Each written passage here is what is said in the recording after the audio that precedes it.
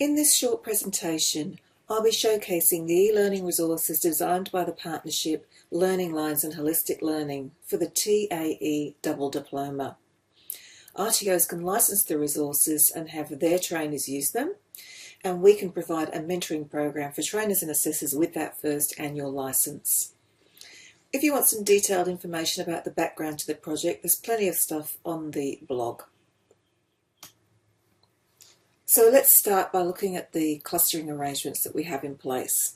The units that you can see on the screen, the first 10 units, are the ones for which the resources will shortly be available. And these 10 units together enable learners to gain both TAE diplomas. So the blue units are core units from the VET diploma. The green units are core units from the Training, Design and Development diploma, and the red units are core units from both diplomas. And you can see there that we've got lead assessment validation processes as our elective unit. In 2014, our plan is to start work on the design of resources for design and develop e-learning resources and facilitate e-learning. So when a student enrolls in the diplomas, the first thing that happens is a program information and program outline document is sent to them by email. So this is an example of that document on the screen. The document is customizable and the RTO would add their own branding and contact details. What's contained in this document is information about the methodologies that are used in the program. So that includes the online self-paced learning activities, which I'll be showing you shortly. It contains live webinars, and I'll explain those a little bit. And of course, there are work-based and there are also simulated tasks that people need to do. Further down, we provide some information on how to access the learning management system. This gives the example of the Learning Line system. If your RTO has its own Moodle learning management system, you can upload our resources to it, and students can go through the program using your own LMS. But the most important part of this document from the student perspective is the training program outline. So the activities that need to be completed each week are listed, and what the RTO would do is to add the dates against each week. What this means is that the resources that are online do not need to be edited. You can just edit this document. So you add the dates so that students know where they are in the program and what needs to be done at any particular time.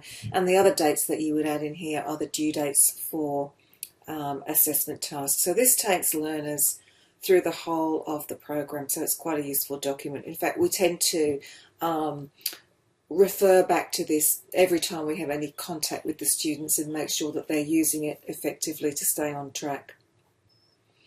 So having enrolled in the program and received this document, the next thing that students would do would be to follow the instructions and enrol themselves in the learning management system. And this is what they would see. So on the front page we have a help forum, so any questions that people have, they can ask them in there. There's information around accreditation. So that's, explains which units of competency are included. It gives links out to training.gov.au. There's an assessment information booklet which they can download, and I'll show that to you in just a few minutes. That contains all the information that students need to know about assessment. The glossary that we're using is the NCVER VET glossary, so that just links straight to that. And the 4 buttons on the right hand side in yellow give an overview of each of the 4 clusters. So it's very easy for students to get that sort of big picture information. So in the first week, I'll just scroll down, we give an overview of what needs to be done and then links to each of the things that people need to access. So it's quite brief, and the detail is contained within each of these links. But week 1 here would link directly to week 1 in the program outline, and in the program outline would be the dates, so students can quite easily correlate between those two things. So Before I go into the site, I just wanted to take you out and show you the assessment overview booklet because it is one of those introductory documents. I'll do that now. Okay, so again, it's a totally customizable document. Put your own branding.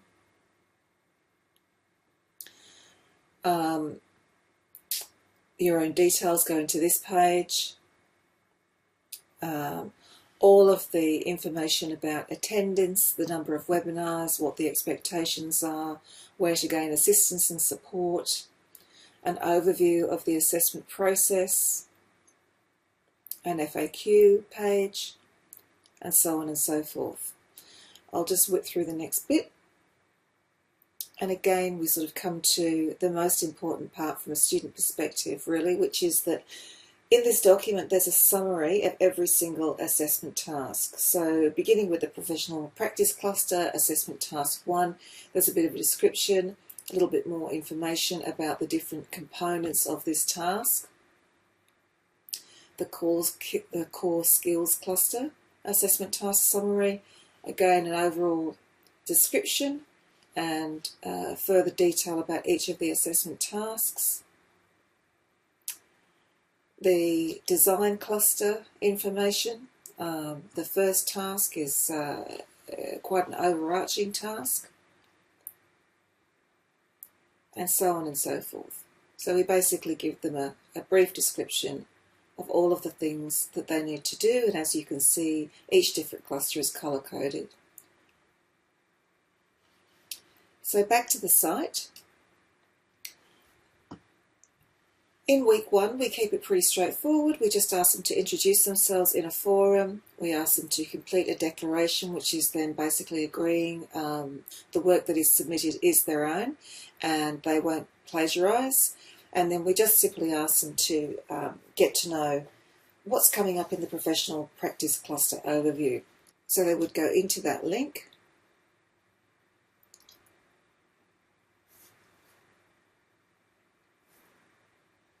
And this is an example of the cluster overviews. We explain what the units of competency are that they're completing in the cluster, and then the way that the cluster will be delivered. So because this is the professional practice cluster, there are 3 webinars. The first one we cover off on this, and we come back to it in webinars 11 and 12. But it's largely this cluster about gathering evidence of advanced practice. So that might be evidence from their existing experience, so an RPL approach, or it might be that they decide to gather evidence over the life of the program. But one way or another, this cluster is about gathering evidence and participating in professional development activities. So they gain this broad overview, and as you can see, it really is reflective of what's in that assessment document that I've just shown you. So having completed the first week's independent tasks, the next thing that happens is that learners come into a webinar. So at the end of week 1, there's a webinar. And the webinars are always constructed in the same way, in the sense that we begin with a review. So we would say something like in this instance, so thank you for introducing yourselves. It was great to see you all in there. Interesting to see the similarities and the differences between the group. We would comment, say, has anybody not managed to sign the declaration? If you haven't, here's a reminder. And then we'd say, are there any questions about the professional practice cluster overview? So whatever the preceding period's work was, we would begin each webinar with a review. We would then move into new content. So this is an example of some of the things that we might cover off. So we're introducing this cluster, explaining in detail the evidence requirements, the different components of the assessment task, the fact that we want them to keep a journal throughout the life of the program and why, forums that we want them to participate in, and the fact that we will construct opportunities for them to participate in professional conversations. So while we're doing this, we would be moving between the slides and the Moodle. So I'm just going to switch back to the Moodle. An example might be this task. So we're introducing them to the professional practice cluster, the first part of assessment task 1, which is to discuss their current professional practice. So in the webinar, we would take them here and we would download this template and bring that template up on the screen. And then we start asking questions. So, for example, we might say, would anybody like to give an example of their vet qualifications and experience? What sort of thing would you be putting in this box? Or we might say, what is your professional practice environment? Where do you work? Do you work in one workplace as an employee, or are you a contractor working in a number of different organisations? What is your practice environment? Are you not practicing? Are you in a simulated environment? Can someone give me an example of the sort of things that you might put into this box? So that's the sort of strategy that we use within the webinars. And the final thing that we do in the webinars is we always do a moving on component where we go through exactly what the requirements are of the coming fortnight. So this information here replicates what is in the program outline document that they received by email, and this list is also evident on the site. So as part of our resources, the webinar slides are provided, and with them are detailed speaker notes that can be used by trainers and assessors. So having completed that webinar, they now come back to the site, and we'd be looking at weeks 2 to 3. So now that we're really getting started, there's a little bit more information, all of the things that we would like them to do, and access to all of the various activities. We've just looked at this one, discuss current professional practice. We'd also be asking them in this part to identify areas for improvement. So we're looking at the professional practice units. Again, there would be a template there which they would fill in. We might discuss this at the next webinar as part of the review process, and then they would move on to the core skills cluster, starting with the overview and then working through these 3 activities. So the first one, what are core skills, is a forum question. We would have sent an email out which would have said we're going to allocate a core skill to you, so we might allocate learning to 2 people and reading to 2 people, and then what people would do is they would click here and they would go to the Australian Core Skills Framework site, open up the activity that they had been assigned, and then down here they would add a new question. It's actually an answer, but that's just the way that the website works, and they would summarise the key points. They would consider that particular core skill in the context of themselves. Where do they think they sit on that scale? And they might consider whether they've used or it's been necessary to assess that core skill within their practice.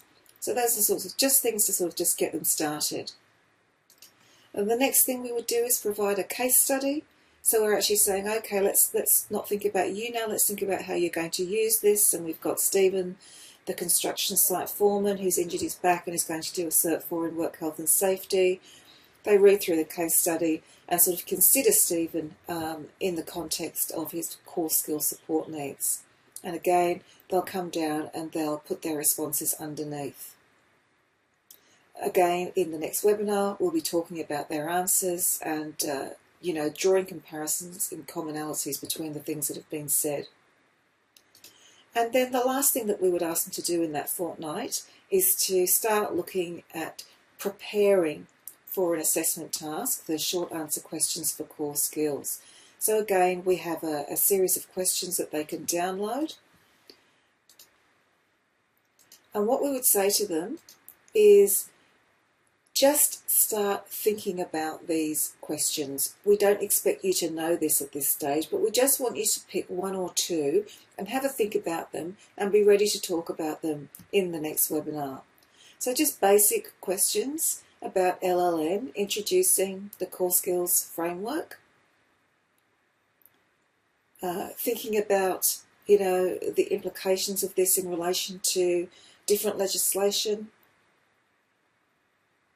and workplace requirements, and so on and so forth. So with the short answer questions, and we have short answer questions to conclude all of the clusters, we're really covering off the required knowledge.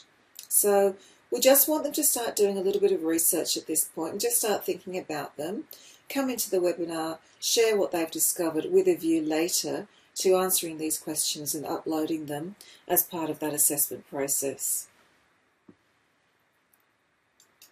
So having completed all of the activities, you'll notice that at the end of the activities for the period, we always tell them this is the final activity in weeks 2 and 3. They come in, we do the webinar. They move into weeks 4 and 5, where they're focusing on the ACSF a little bit more. There's a couple of quizzes here. There are case studies, a little bit about their own experience. Another webinar. They come back into the site, start looking at spiky profiles. In the preceding webinar, we'll have introduced the concept of the reflective journal, the sorts of expectations around that, how it fits into the assessment process. And we're really moving into the assessment tasks for core skills. And we'll bring you back assessment task 1, the professional practice unit. And we're saying, now that you've done that preliminary thinking, we now want you to start planning the professional development that you're going to undertake during the life of the program, and discuss how you're going to provide evidence of that professional development. So again, there would be a template to help them in that planning process, and we'll be talking about that in the webinar. And then the last thing I'm going to show you is this part. So basically we're moving towards another part of the professional practice unit where they're reflecting, talking about gathering evidence of facilitation, and later we'll ask them to gather evidence of assessment. So we stagger this process throughout the whole course. And then moving into the next cluster, which is design, develop, implement and evaluate learning. So I hope you found that useful. It was sort of the rip-roaring introduction to the process and a quick look at some of the resources. If you'd like more information, you're very welcome to give me a call or send me an email. If you'd like a guest login or a temporary access of some kind, happy to talk to you about that, so please do get in touch. Thank you very much.